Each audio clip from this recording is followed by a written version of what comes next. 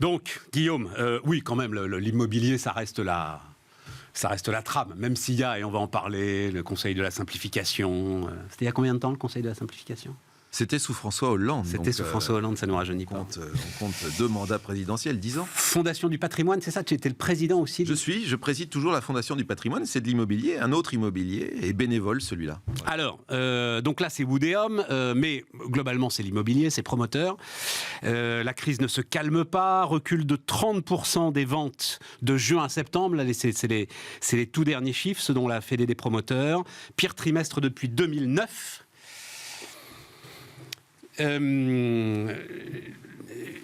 Ma conviction, allons-y comme ça, c'est qu'il ne faut surtout pas que l'État, à un moment, se laisse tenter à signer un chèque quelque part. Enfin, la CDC va racheter, je crois, 30, 40 000 logements intermédiaires, très bien, mais au-delà de ça, c'est-à-dire un nouveau dispositif de, je ne sais pas quoi, défiscalisation, subvention de la demande, etc. Sujet très compliqué. Pourquoi ? Parce que, et sujet très franco-français. En fait, on martyrise l'immobilier de complexité administrative et de taxes. Et après, on s'étonne qu'il n'y a pas de production. Non, mais c'est pas pour ça, là, Guillaume.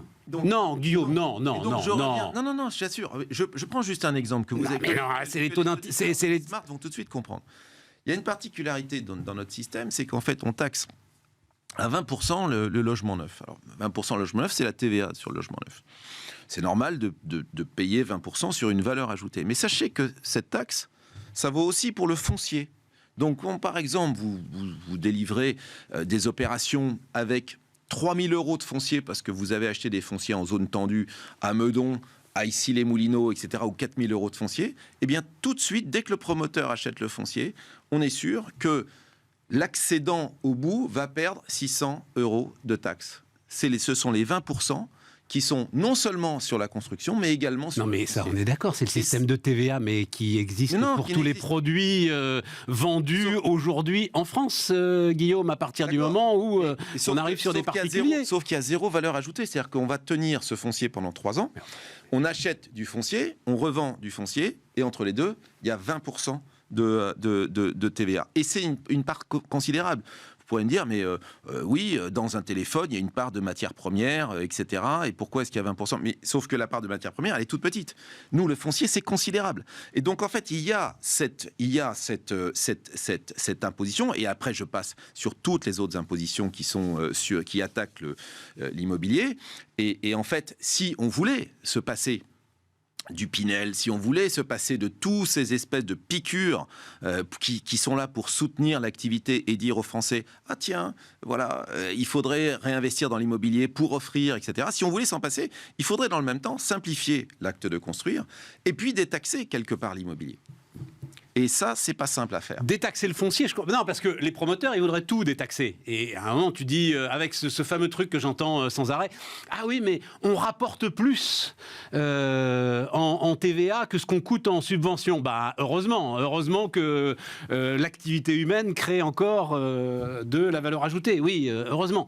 Mais t'es d'accord avec moi que quand même le sujet aujourd'hui n'est pas un sujet de subvention de la demande, que l'ensemble de ces dispositifs de subvention de la demande passent dans les prix et que petit à petit on est venu à en mourir, à être totalement asphyxié. Alors, en fait ce qui se passe, il y a les deux phénomènes. On vient de parler de l'offre. Okay, l'offre, elle est en France particulièrement compliquée parce qu'on a une multitude d'autorités, on va en parler dans une seconde, et puis on a une multitude de textes. Et que dès qu'il se passe quelque chose, on rajoute un texte. Le dernier, je peux donner un exemple très très concret, la douche à l'italienne. La douche à l'italienne, c'est une douche sans rebord, sans ressaut. A priori, vous vous dites, elle est désormais obligatoire. Pourquoi ? Parce qu'on veut que les personnes à mobilité réduite puissent profiter d'une douche très facilement. Et c'est très louable, il n'y a pas de problème, il faut faire des efforts pour les PMR, etc. Mais maintenant, tous les logements doivent avoir la douche. Vu du ministère, c'est pas un problème. On dit tiens, hop, on passe à la PMR et on oblige. Sauf que, en fait, faire une douche sans rebord et sans passer les tuyaux chez le voisin du dessous, c'est très compliqué et c'est très cher. Et boum, c'est 2 500 € de plus de coûts pour tous les apparts. Voilà un exemple parmi tant d'autres. Mais il y a un moment que j'en entends parler de cette douche à l'italienne. Là, c'est pas récent, ça. C'est il y a 2 ans. Oui, voilà, c'est passé il y a 1 an et demi. C'est passé il y a 1 an et demi. C'est le dernier, mais tous les 18 mois, on rajoute un élément de complexité administrative sur cet acte de construire. Et puis je rappelle que c'est de plus Donc ça, en plus non, mais long, ça, c'est c'est de plus en intéressant. plus- Ça, c'est la... Alors maintenant, on va parler de la demande, pardon. On vient de parler de l'offre, elle est compliquée, elle est contrainte, elle est de plus en plus chère. Il y a la bureaucratie écologique qui se rajoute sur toute la bureaucratie qu'on avait classique. Voilà la situation de l'offre. Du point de vue de la demande, il s'est trouvé quelque chose. Alors là, un facteur exogène, c'est la violence de l'augmentation des taux. L'immobilier aime bien l'inflation. L'immobilier aime bien l'inflation.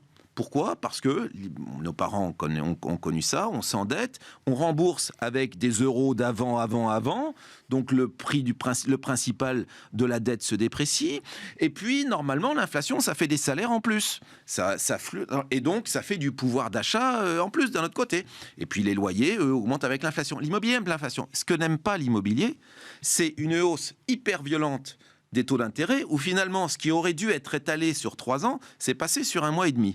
Et là, vous vous retrouvez avec une demande qui n'est plus solvable. C'est-à-dire que le même monsieur, puisqu'il n'a eu que 6% ou 5% de hausse des salaires, eh bien, il a perdu 30% de pouvoir d'achat avec la hausse des taux. Et donc, il ne peut plus faire face, tout simplement, aux prix qui sont demandés. Il faut savoir qu'une marge de promotion d'un promoteur immobilier, c'est entre 5 à 7%. Du temps où je faisais du résidentiel, on était autour de 6%. Chez Woodéum, on était très content, on était dans la moyenne. C'est 6%. Mais non, mais j'ai Donc, toujours vous avez entendu des prix. ça, et je lis, moi, la nouvelle patronne de Nexity qui dit tout à coup qu'elle va pouvoir gagner peut-être 2 à 3% de marge. Très bien, formidable. C'est-à-dire qu'à un moment, effectivement, tout le monde se met en tension. Ce que tu décrivais comme mécanique de l'immobilier qui aime l'inflation, mais à bas bruit, c'est exactement ce qui se passait en fait depuis 10 ans. Finalement, avec des taux d'intérêt quasi négatifs ou à zéro, et une inflation qui était quand même bon an mal an, avec son petit 1 ou 1,5%, l'argent gratuit, l'ensemble des promoteurs en ont profité, très largement profité. Oui. À ce moment-là, on les a pas entendus dire, vous savez, franchement, c'est cool, la situation est bonne, vous pouvez commencer à débrancher un certain nombre des aides que vous avez, parce que franchement, on n'a pas de problème de financement. Il aurait fallu peut-être à un moment les entendre, tu vois, pour que ton discours qu'il a maintenant est sans doute légitime. Oui. Il Mais, puisse être entendu. mais honnêtement, quand on regarde les résultats des promoteurs sur ces années miraculeuses, ils n'ont pas été miraculeux. Il n'y a pas de promoteur qui soit rentré dans le CAC 40, à ma connaissance. Donc, il faut remettre les choses telles qu'elles sont. C'est un métier de petite marge, avec des coûts qui sont sans cesse en croissance, avec des fonciers qui sont de plus en plus chers, parce qu'on nous vend les fonciers de plus en plus chers. Et finalement, il y a toute une mécanique où, aujourd'hui, on a une crise de l'offre et une crise de la Mais demande. t'es d'accord que Et donc, à la fin, qui est-ce qui paye ? Eh bien, ce sont les générations d'après qui ne peuvent plus se loger. Mais le problème est structurel. Ce que tu décris sur la construction et ce que tu décris sur le foncier, ce sont des problèmes structurels. Et alors, le foncier, pour le coup, les promoteurs en parlent depuis une décennie, et ça, c'est intéressant. Et rien ne change et rien ne bouge. Ce fameux maire qui ne veut pas construire, ce fameux adage que vous avez, un maire qui construit est un maire battu. Est-ce que le sujet, c'est pas de profiter de cette crise qui, visiblement, est une crise d'une violence rare, enfin, en tout cas, jamais vue depuis 15 ans, pour essayer d'agir sur ces problèmes structurels ? Mais bien sûr, mais d'abord, une grande cure de simplification de l'acte de construire. D'abord, moi je vais vous dire ce que je pense. Mais là, tu vois, parce que les normes écologiques... Alors l'écologie... les normes écologiques regarde... débarquent et de toute façon vont t'augmenter la masse de normes de manière considérable. Il faut lutter contre ça, c'est un énorme piège pour l'écologie et pour la planète en elle-même. Pourquoi ? Parce que ça va dissoudre l'effort. L'effort, il doit être fait sur quoi ? Principalement, et au-dessus de tout, l'empreinte carbone du bâtiment. L'empreinte carbone du bâtiment, ça ne veut pas dire le kilowattheure, ça ne veut pas dire la consommation, ça veut dire l'empreinte carbone du bâtiment sur son cycle de vie. Construction, exploitation et fin de vie. Si on disait... Plutôt que de dire aux gens, vous allez être classifié A, B, C, D, E, etc., avec toute la complexité que ça veut dire, et puis j'ai mis des isolants minces ici, j'ai fait ceci. Il faut voir ce que c'est que la complexité administrative aujourd'hui écologique en matière de performance thermique. Si on leur disait, écoutez, c'est assez simple, vous avez un objectif, baisser la facture carbone et vous vous débrouillez ensuite. Moi, l'État, qu'est-ce que je fais ? Je mets des thermomètres en place. Je mets un thermomètre en place. C'est l'empreinte carbone. Il faut faire ça pour l'immobilier. Il faut faire ça pour toutes les activités humaines, pour tous les produits, pour ce micro, pour cette chemise. C'est ça qu'il faut faire si on veut sauver la planète. Simplifier autour d'un seul critère et laisser les gens s'organiser. Voilà ce que je propose pour la complexité écologique. Et puis, sur l'acte de construire, il faut moins de collectivités locales qui soient impliquées. Vous savez qu'aujourd'hui, quand un maire veut construire en Île-de-France et qu'il a besoin de changer son PLU, il est obligé d'aller voir la communauté de communes, des établissements publics territoriaux, parfois avec jusqu'à 20, 30, 40 communes qui siègent pour aller bouger le PLU de la petite commune là-bas. Donc on a un nombre de chefs. Les maires ne sont plus à la tête de leur PLU. Donc on a déjà démultiplié ça. Et puis ensuite, on va très vite se trouver dans des opérations d'intérêt national, Fort d'Aubervilliers, le grand périmètre de la Défense. Et à ce moment-là, le permis n'est plus donné ni par le maire, ni par le président de la communauté de communes. Il est délivré par le préfet. Donc tout est et les services du préfet viennent s'en mêler. Tout est comme ça. Toi, tu penses que le maire devrait retrouver en fait la pleine propriété. Ah, dis donc. Non, moi je suis pour un seul patron. Alors, je vais vous dire, un seul patron, s'il vous plaît, dans la salle du côté administratif et politique. Un seul patron, s'il vous plaît. Un seul patron, s'il vous plaît. Qu'on arrête de démultiplier les choses. Là aujourd'hui, et tu penses que c'est le maire le bon patron? Bah, peut-être, oui. Ou un maire plus grand, mais élu au suffrage universel, pas élu par ses pairs. Tu penses pas un maire coopté. Tu penses pas, c'est un truc que j'avance assez régulièrement, moi, grande cause nationale. Bon, parce que là, on en parle légèrement, mais enfin, il y a quoi? Il y a 250, 300 000 logements qui vont être construits cette année, peut-être même 200 000 logements qui vont être construits cette année, quand il en faudrait 500 000. Donc, le drame le drame de l'habitat, on va dire ça comme ça, voilà, le drame de l'habitat, il est devant nous, aucun problème. Grande cause nationale, et c'est justement le préfet qui devrait avoir, lui seul, le permis de construire. Je vais vous dire, de manière administrative, autoritaire, on y va pendant 10 ans, et on rattrape le retard. Les préfets ont cette possibilité dans ce qu'on appelle les opérations d'intérêt national, les OIN. Et en fait, ils n'usent pas de ce. Même dans les OIN qui sont vraiment les trucs, j'ai jamais vu un préfet forcer la main au maire. Parce que ensuite le maire a des pouvoirs de rétention, d'obstruction. Ouais. Et si le maire veut vous emmerder, il ne donne pas les autorisations d'installation de chantier. Et à la fin, le préfet, il a beau avoir donné son permis. Et puis ensuite, si le maire fait un recours contre le permis, alors là, je peux vous dire que le recours, il est étudié drôlement. Donc, en fait, on peut violer personne. Pourquoi ? Et on est toujours autour de la table avec une multitude de décideurs. Non, mais la complexité administrative... Le suffrage universel est très important. Il y a longtemps que j'ai pensé... un patron, il doit être élu au suffrage universel. Ouais. Exactement. Il y a longtemps que j'ai pensé qu'en fait la complexité administrative c'était un nombre de textes, un nombre de lois, c'est ce qu'on disait avec Thierry Mandon, regardez les épaisseurs des codes, etc. Et en fait plus j'avance dans la vie, plus je m'aperçois qu'en fait l'inflation c'est aussi une inflation de chefs, une inflation de patrons, une inflation d'officines, de comités, d'autorités qui viennent et qui chacune ont leurs petits pouvoirs et sans ces petits pouvoirs vous pouvez pas. Je vous donne juste un exemple. Là sur un projet à Nanterre Université on a besoin, et ça s'est bien terminé, mais on a besoin de bouger un bout de ligne de bus pour déterminer. On va voir la présidente de la région Île-de-France qui, normalement, s'occupe, en fait, de tous les transports en Île-de-France. C'est marqué sur le papier. Elle dit non, pas tout à fait. Je m'en occupe, mais c'est Île-de-France Mobilité. C'est-à-dire, ce n'est plus la région, c'est Île-de-France Mobilité. Vous avez pas mal de maires et c'est une espèce de conglomérat. Donc, elle le préside, mais il faut faire attention à Île-de-France Mobilité. Vous allez voir Île-de-France Mobilité.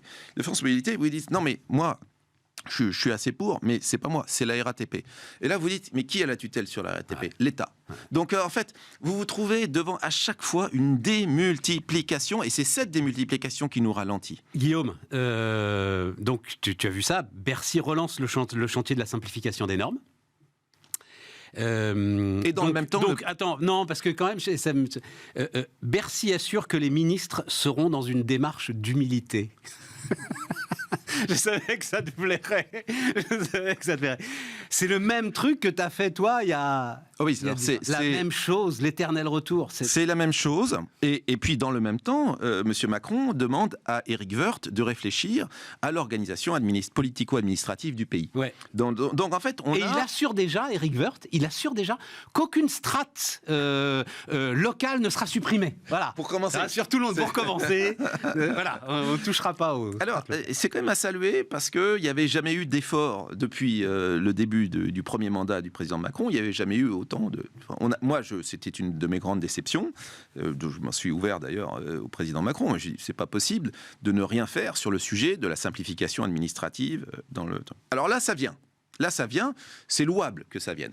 Mais ça ne vient pas au bon endroit. Mais pourquoi ? Parce que je pense... Attends, d'abord, pourquoi est-ce que ça viendrait plus là que ce que toi, tu avais fait avec Thierry Mandon, où on avait quand même, on l'a oublié, mais un secrétariat d'État à la simplification.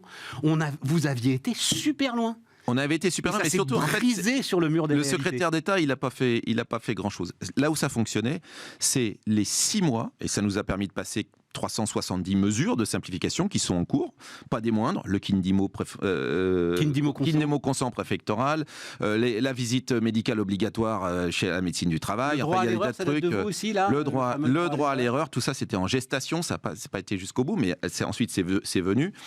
Donc on a poussé de ces 370 mesures, on a eu une trentaine de formulaires CERFA qui ont été hyper simplifiés, donc on a poussé ces 370 mesures, c'était pas suffisant. Ça a marché pendant 6 mois, c'était quoi ces 6 mois? C'était le moment où chaque mois on allait voir le président de la République et Emmanuel Macron, son secrétaire général adjoint, et on allait proposer et faire tamponner officiellement nos mesures, et on sortait sur le perron de l'Élysée avec la petite conférence de presse pour expliquer quelles étaient les 50 mesures qu'on allait prendre de simplification. Ces mesures, elles étaient pointues, elles étaient écrites, c'était pas un rapport. Souvent on me dit vous êtes le rapport. Jean-Pierre Jouyet dans son livre a dit vous avez été l'auteur d'un rapport. Je n'ai jamais été l'auteur d'un rapport, j'ai été l'auteur de mesures. Ouais, c'est ça. Qui étaient écrites sous forme de morceaux de décret, de morceaux de loi, et ces mesures, elles ont avancé parce qu'elles avaient été faites par un groupe de 120 personnalités du monde. Alors là, pour le coup, réel, c'est-à-dire des fonctionnaires de collectivités locales, des fonctionnaires de préfecture,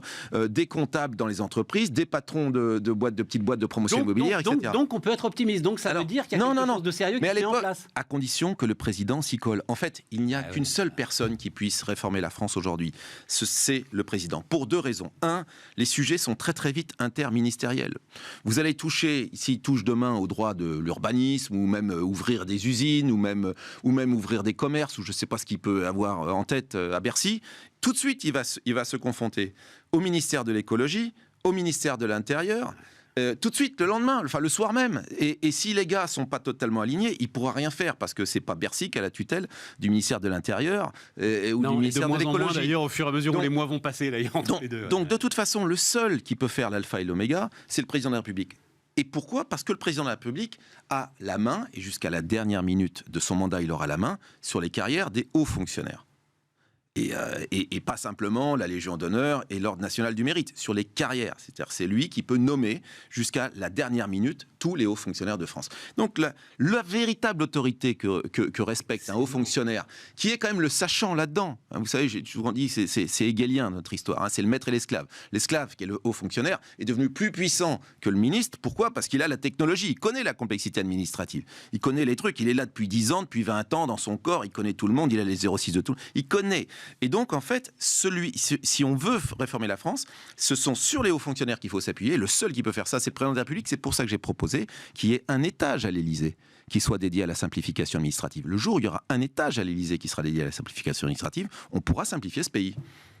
Mais c'est excellent ce que tu dis, parce qu'à un moment quand même, sur la fin de son 2e mandat, il va être un petit peu empêché de partout. Ce sera compliqué, c'est déjà compliqué là, de faire passer des réformes, mais ce sera de plus en plus compliqué. Il lui restera ce truc-là pour le couper. Donc il faut qu'il... Mais je pense que sa dernière année, il peut aller à fond là-dessus. Je pense que ça ne vient pas par hasard maintenant. Et ça ne vient pas avec 2 moteurs par hasard maintenant. Alors comme il dit maintenant au patron, réveillez-vous. Ouais.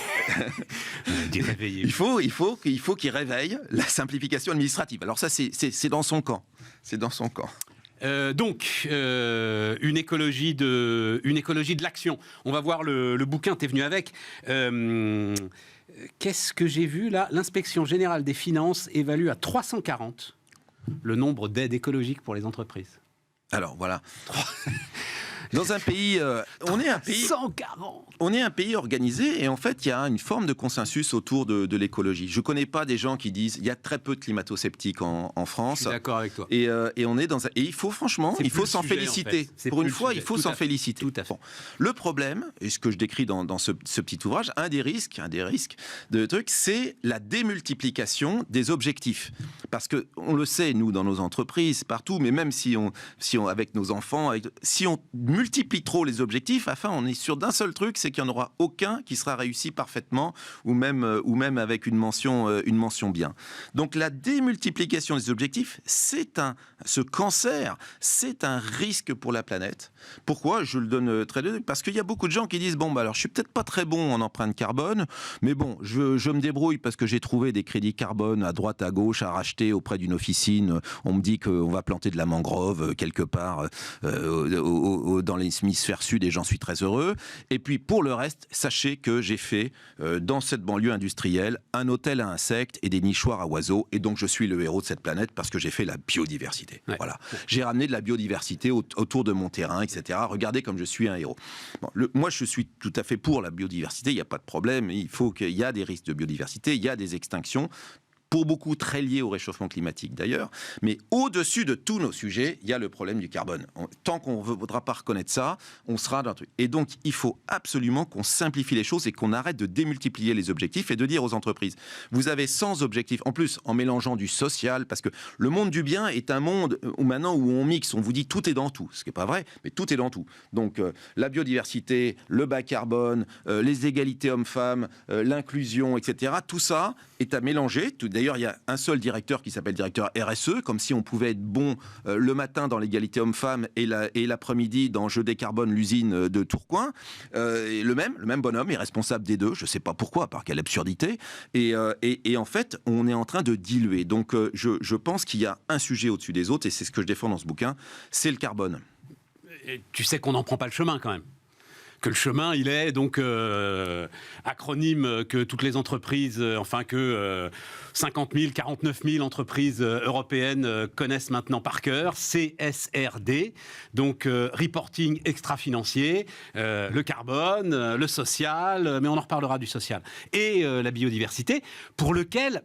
Alors, je l'ai écrit récemment, on me dit, mais si, il y a des indicateurs. Non, c'est pas vrai. Les indicateurs robustes, même sur le carbone, déjà, tu peux discuter, mais enfin, globalement, les choses sont à peu près stabilisées. Les indicateurs robustes sur la biodiversité, ils n'existent pas. Non, bien sûr. Donc, on demande aux entreprises de... Oui, sauf que ça y est, c'est dans la réglementation européenne. La messe est dite, Guillaume, là-dessus. La messe est dite.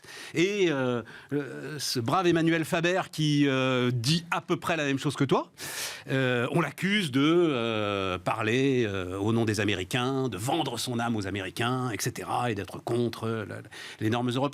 Je suis tout à fait d'accord avec toi. C'est quelque chose d'assez grave, à ceci près que j'ai été convaincu par Fabrice Bonifay, notamment, le directeur RSE de Bouygues, que tu ne peux pas ne pas marier le carbone et le social.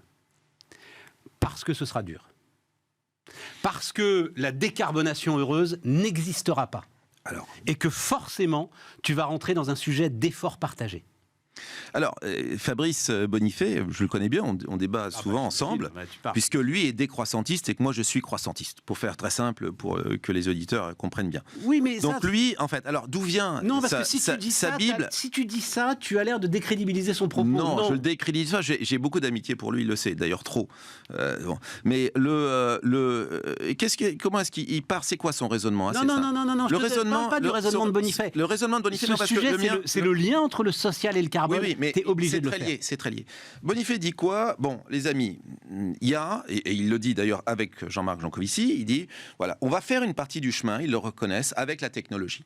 Donc, on doit passer à un monde sans carbone. Là, tout le monde est d'accord. Et si on passe pas à un monde sans carbone, les amis, c'est fini. C'est fini. Je dis c'est fini. Des planètes, la France, avec 3 semaines à plus de 50 degrés, vous faites plus rien pousser. Plus rien pousser en France. La France devient le Sahara. Donc, 3 semaines à plus de 50 degrés, la France devient le Sahara. Vous pouvez arroser tout ce que vous voulez, la France devient le Sahara. Donc, le sujet et la menace, elles sont là. Et il y a une partie du chemin, nous disent-ils, qu'on va faire avec la technologie. Le nucléaire, le nucléaire, on va pouvoir se chauffer, se refroidir, se véhiculer avec de l'énergie issue du nucléaire. Il faut le faire le plus vite possible. La géothermie, le truc. Et on est tout à fait d'accord là-dessus. Et eux vous disent, mais au-dessus de tout ça, il y a une marge incompressible, en fait, qui fait qu'il y aura du sacrifice. Et moi, je n'admets pas ça, parce que d'abord, ils sont incapables scientifiquement de savoir où la technologie va s'arrêter. Je veux dire, la fusion nucléaire, le progrès dans le solaire, on ne sait pas où la technologie va s'arrêter.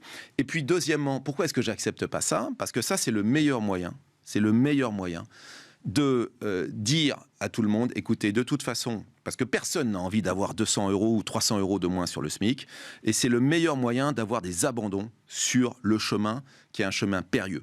Moi, je promets la terre promise, je l'assume, la terre promise. Et quel est ce monde de la terre promise ? Tu ne peux pas décrire ce que tu as décrit de Sahara en France et faire une forme de pari de Pascal sur les possibilités de la technologie. À un moment, et c'est là où les gars sont un petit peu cohérents, il faut prendre les choses, comme on dit en économie, toutes choses égales par ailleurs. Mais c'est quoi si tu les prends toutes choses égales par ailleurs, tu es très très très loin de la cible. C'est quoi le pari de Pascal ? Le pari de Pascal, c'est de dire, bon, alors à propos du paradis, comment est-ce que je peux maximiser mes chances d'arriver au paradis ? Même chose pour le climat. Deux possibilités, où je crois ou je ne crois pas. Si je ne crois pas, je suis sûr de ne pas y arriver. Et si je crois, j'ai une probabilité d'y arriver. Eh bien, pour moi, c'est la même histoire. C'est-à-dire, si vous ne croyez pas à une civilisation occidentale, capitaliste, ultra bas carbone, et prospère, eh bien, de toute façon, vous êtes sûr de la catastrophe climatique. Vous êtes sûr de la catastrophe. Et pour une bonne simple raison, c'est que, pour arriver à la société décarbonée... Parce que le chemin de la décroissance est forcément dictatorial à un moment ou à un autre. Mais bien sûr, parce que, il faut beaucoup en plus. Le problème de la démocratie. 2, l'investissement. Comment est-ce que vous pouvez justifier il nous reste 2 minutes, des centaines de milliards d'euros d'investissement si vous dites de toute façon le monde de demain est un monde en pleine décroissance issu de pauvreté. Et puis dernièrement, les mondes pauvres, la pauvreté est l'ennemi de la planète. Il suffit d'aller se promener à Madagascar pour comprendre que la déforestation, elle n'est pas liée à la prédation par les multinationales du bois à Madagascar. La déforestation, elle est liée parce que les gens sont tellement pauvres qu'ils ont besoin d'aller couper ce bois pour construire leur maison, pour se chauffer. Donc c'est ça la réalité. La pauvreté est l'ennemi de la planète. Il faut créer les conditions d'une société bas carbone, prospère et capitaliste, et détourner le capitalisme vers la consommation bas carbone. C'est ce que je propose avec l'étiquetage bas carbone. Non, c'est intéressant parce que effectivement, le discours peut être de toute façon, on n'a pas le choix. Il faut à un moment des mesures autoritaires, bureaucratiques, retour de la bureaucratie, etc. pour y arriver.